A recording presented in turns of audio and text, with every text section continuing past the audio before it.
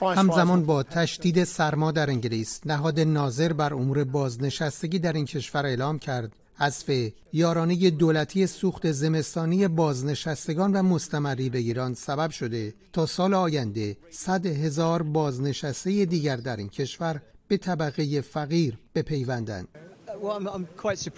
من کاملا شگفت زده شدم از تصمیم نخست وزیر در لغو پرداخت یارانه سوخت مستمری بگیران، اونم در شرایطی که بحران هزینه‌های زندگی از جمله بالا بودن بهای گاز و برق مردم عادی رو مستحصل کرده. بازنشستگان انگلیسی میگویند با حذف یارانه سوخت زمستانی ناچارند بیش از گذشته سرمای سخت زمستان را تحمل کنند.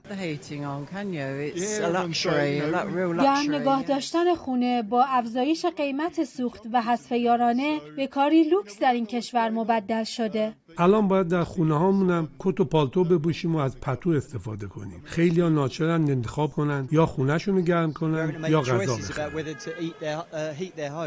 تصمیم دولت انگلیس در حذف یارانه سوخت مستمری بگیران در مجلس این کشور نیز پرواکنش شده و شماری از نمایندگان مجلس میگویند 9 نفر از هر 10 بازنشسته و مستمری بگیر از دریافت این یارانه محروم شدند. زمان دشواری برای میلیون ها مستمری بگیر است که با سختی زندگی میکنند، آن هم در شرایطی که بهای انرژی 10% افزایش پیدا کرده. 2/3 بازنشستگانی که یارانه سوختشان قطع شده زیر خط فقرند.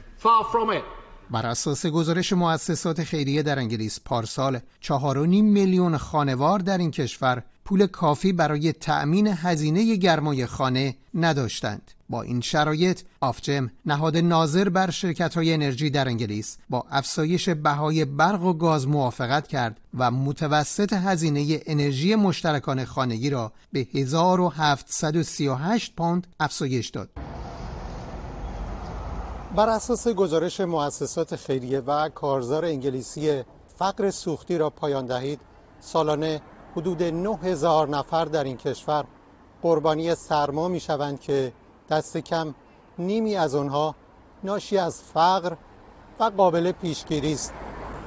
مجتبی قاسم‌زاده، خبرگزاری صدا و سیما، لندن.